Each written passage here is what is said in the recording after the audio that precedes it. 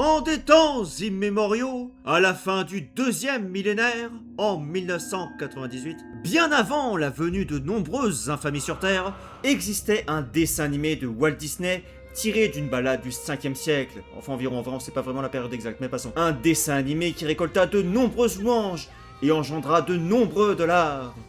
Mulan. Mais ce succès, avec plus de 200 millions de dollars de bénéfices tout de même, attira les convoitises de nombreuses entreprises avides. Des entreprises qui donnèrent naissance à un torrent d'œuvres mockbusteresques, comme Mulan, Mulan, avec un tiret, La légende de Mulan, là aussi avec un tiret, ou encore Le secret de Mulan. Des œuvres plus abominables les unes que les autres qui m'ont rendu complètement fou et qui m'ont fait acheter ce costume et que je vous propose donc de découvrir aujourd'hui dans cette nouvelle mini-série générique.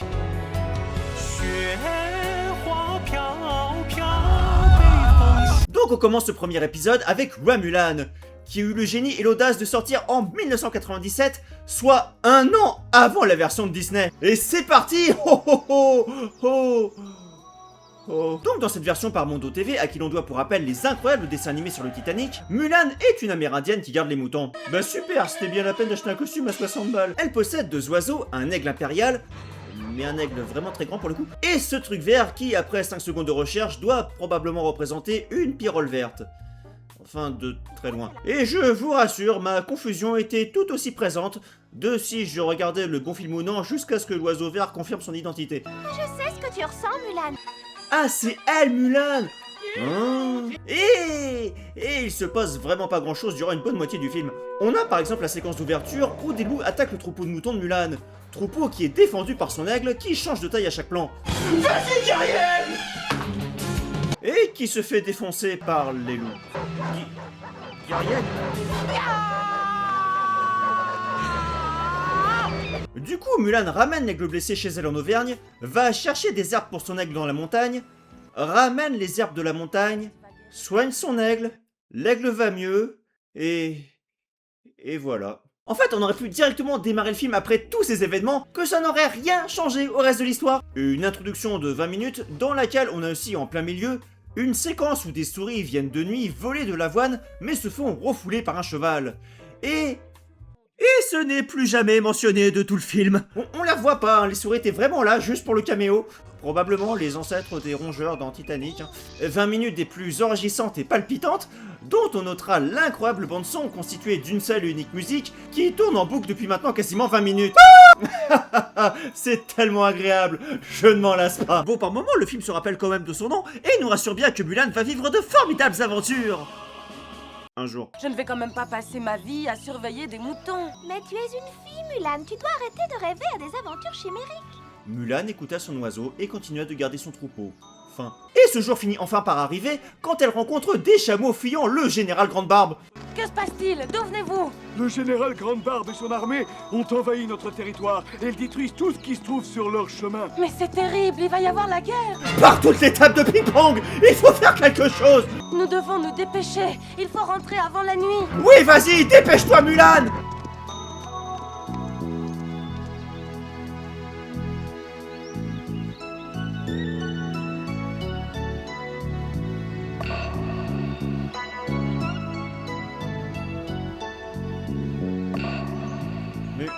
Mulan? Allô?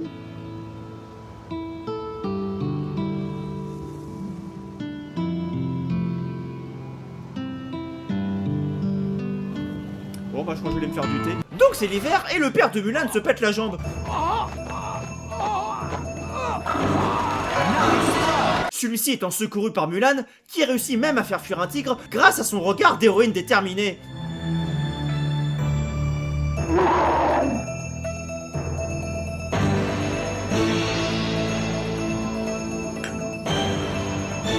Mais à peine revenu chez eux, que John Cena sonne à la porte pour appeler le père Roy à la guerre au nom de l'empereur. Père Roy qui est chaud pour aller en découdre, au contraire de sa famille qui l'est beaucoup moins, et qui essaye de le faire revenir à la raison. Tu ne vas pas y aller, tu ne peux pas te présenter au quartier général avec une jambe cassée. Du coup, celui-ci va de suite s'entraîner dehors pour montrer à tous à quel point il est bien portant et n'est pas du tout blessé. Technique de l'hélicoptère!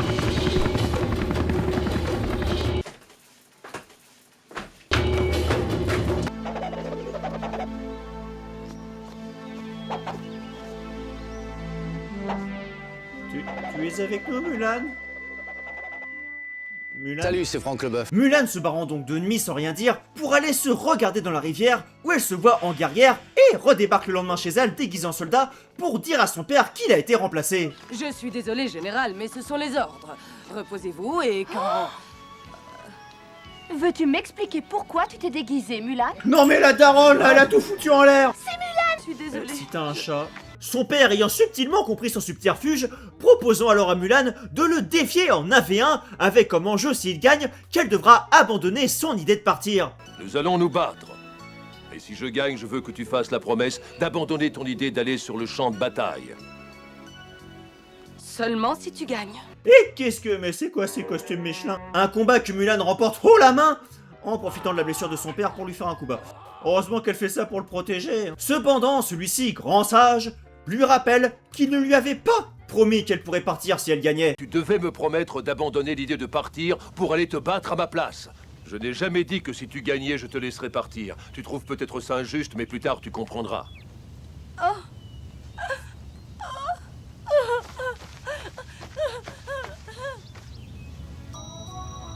Et c'est encore la même musique après 37 minutes. Oh, oh, oh.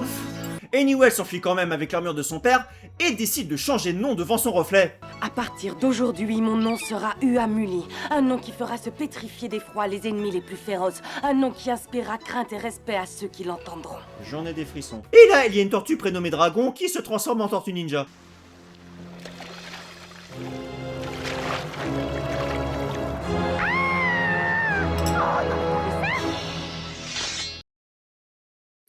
C'était inattendu.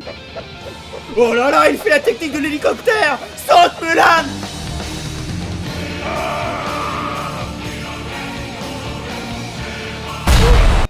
Je t'aime bien, Uamuli, et si tu acceptes que je me joigne à toi, nous combattrons ensemble. Qu'en dis-tu? D'accord. Hé, vous n'allez pas me dire que vous pensez que je vais vous suivre à pied alors que vous êtes à cheval? Oh, excuse-nous. Méfie-toi, on ne m'appelle pas dragon pour rien. Et je vole aussi. Mais voler dans le sens voler ou dans le sens comme les plagiats de Mondo TV? Notre joyeuse troupe, composée donc de Mulan, de 2 piafs, d'un cheval et d'une tortue ninja, partant rejoindre l'armée impériale avant de tomber sur un voleur qui n'en était pas un, puisqu'après explication, il s'agissait en fait de Xiao Pan, un soldat de l'armée de l'empereur que Mulan s'empresse d'accueillir avec une chaleureuse poignée de main dans sa troupe. Et c'est toujours cette même et foutue musique après à présent 47 minutes. Uamuli, puis-je te poser une autre question? Je t'écoute. Est-ce que tes animaux te parlent? Enfin, je veux dire, est-ce que tu comprends ce qu'ils disent? Tu ne réponds pas. Je ne voudrais pas te vexer, mais tu es la personne la plus étrange que j'ai rencontrée. Alors, soit Mulan est folle, soit elle a le syndrome de la princesse Disney, soit c'est moi qui ai zappé un épisode là parce que j'ai cru que tout le monde pouvait parler aux animaux dans cette dimension. C'est quoi cette soudaine prise de conscience du film avec lui-même? Mais là, Dragon pense qu'ils vont avoir de la visite grâce à son 6e sens de tortue.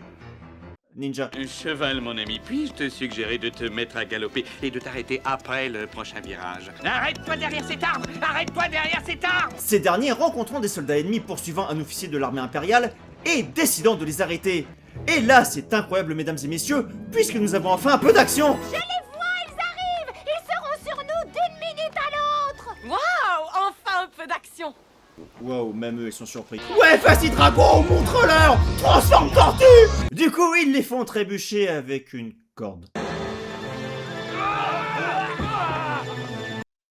J'ai attendu 40 minutes pour voir ça.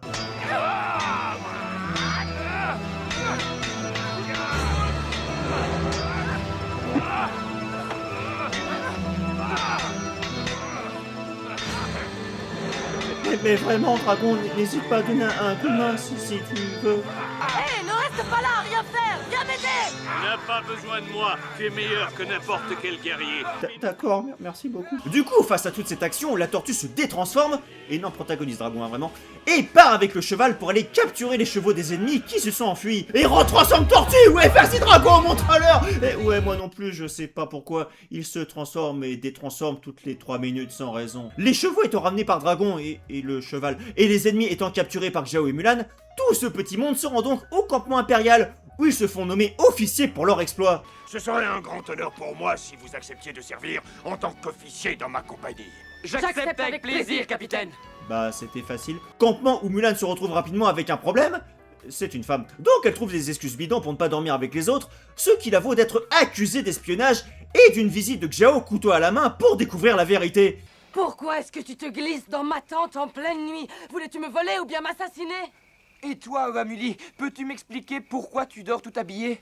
Je dors avec mes vêtements depuis que je suis tout petit. Mes parents ont essayé de me faire perdre cette habitude sans jamais y arriver. Bah moi ça me paraît logique, ça tient la route.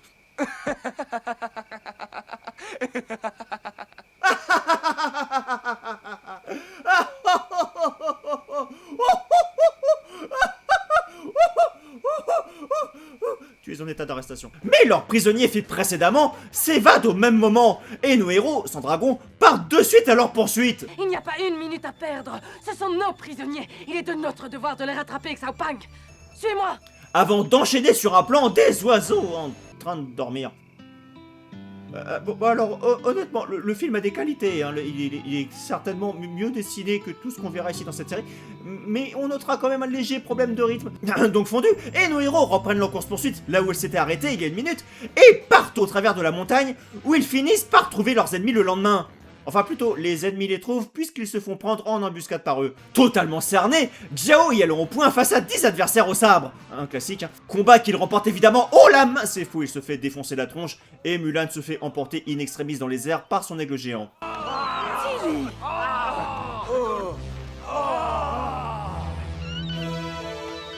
Oh oh oh, vole ma petite Mulan, vole. Oh, oh, oh. Vraiment sympa c'était, hein, je sais pas ce qu'il y a dedans, mais... Mulan, qui de retour chez les Chinois, donne son plan qu'on n'a pas entendu au général Zhao pour sauver Xiao, qui de son côté, prisonnier avec l'oiseau, découvre avec surprise que celui-ci peut parler.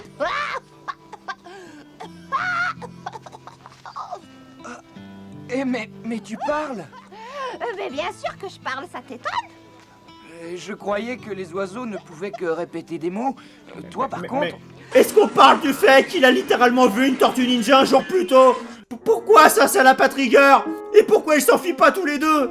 L'oiseau passe largement à travers les barreaux. Il peut aller prévenir Mulan. Même Xiao, je suis certain, il passe. Bon, la différence, c'est vrai que ce sera quand même beaucoup plus compliqué pour lui de s'envoler hors du camp. Drago retrouve donc Mulan, à qui il fait part de son fort mécontentement d'avoir été oublié lors de leur dernière aventure. Est-ce que c'est comme ça que tu traites tes amis? Tu m'as laissé ici tout seul, abandonné à mon triste sort. Hé, ne reste pas là, rien faire. Viens m'aider. N'a pas besoin de moi. Face à l'émotion de toutes ces mésaventures, Mulan finissant par craquer et enlève son armure pour pleurer. Et retransforme Tortue de dragon. Mulie, tu pleures comme une petite fille. Non mais vraiment, il s'est transformé pour lui dire ça. Mais c'est quoi ce personnage? Et c'est quoi ce pouvoir qui sert à rien? Bref, des paroles réconfortantes qui redonnent du courage à Mulan, et c'est donc la bataille pour libérer les prisonniers. Mulan en profitant pour récupérer un uniforme et s'infiltrer dans leur campement, auquel elle fout le feu, pour récupérer secrètement Xiao et l'oiseau, qui vient de voler au travers des barreaux. Dépêchons-nous. Dragon nous attend avec les chevaux. Dragon est un homme du général Zhao? Attends. Il pense que Dragon est un homme? Non, Dragon est juste une tortue qui a la grosse tête. Nos héros s'enfuyant étant poursuivis par les armées du général Grande Barbe, sauf que l'armée impériale les attendait en haut de la colline pour la bataille finale.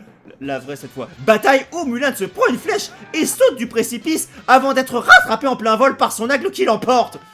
À nouveau. Merci, Tilly. Oh oh oh, toujours plus haut, toujours plus fort. C'est marrant, j'ai l'impression d'avoir déjà entendu cette musique quelque part. Le tout étant immédiatement suivi de la fête au camp, où le général porte un toast à Mulan téléporté sur place. Mulan qui ne supporte pas l'alcool et qui avoue à Xiao que c'est une femme. J'ai la tête qui tourne, il n'arrête pas de porter des toasts. C'est le 50e, le 100e, je sais plus. Sauf que tout est sous contrôle, puisque ce dernier pense que son ami est simplement bourré. Haha, on a encore eu de la chance. Je vais te confier un secret. Je suis une fille. Tu es ivre, Amulie. Tu ne sais plus ce que tu dis. Oh non. Qu'est-ce que j'ai fait? C'est horrible. Celui-ci lui offrant son couteau, avec lequel il l'a agressé, avant de la raccompagner chez elle. Enfin chez lui. Enfin, vous avez compris. Voilà, c'est là que nos chemins se séparent. Mulie, tu es le meilleur ami que j'ai jamais eu. Je reviendrai te rendre visite bientôt. Ya! Bon retour. Au revoir, Xiaopang. Je t'aime. Tu me manqueras beaucoup. Comme un ami, du coup. Par la suite, il se passe un certain laps de temps, oui, le film n'est pas fini, et le père de Mulan nous apprend que tout son village a entendu parler de ses exploits qu'ils ont hâte d'entendre. Le récit de tes exploits militaires est arrivé jusqu'au village. Mulan, nos amis voudraient que tu leur racontes tes aventures. Mais attendez, ça veut dire qu'ils sont tous au courant qu'elle s'était déguisée en homme? Mais là, c'est ok. Enfin, Sauf que Xiao, qui allait voir son bon vieux pote Muli, avec qui il partage une amitié 100% virile, se fait prendre en embuscade. Celui-ci étant sauvé par l'aigle géant et Mulan en personne dans sa tenue amérindienne classique, qui réussit de nouveau à faire fuir les ennemis grâce à son regard déterminé. Oh, pitié! Oh, s'il te plaît, ne nous tue pas. Nous voulions juste... Sous le choc, Xiao découvre ainsi sa véritable identité et nos deux héros s'avouent enfin leurs sentiments. Mais il y a autre chose que je n'ai jamais osé te dire. Je t'aime, Xiaopang. Et moi qui ne comprenais pas mon attirance pour toi, moi aussi je t'aime. Oh, Xiaopang, comme je suis heureuse.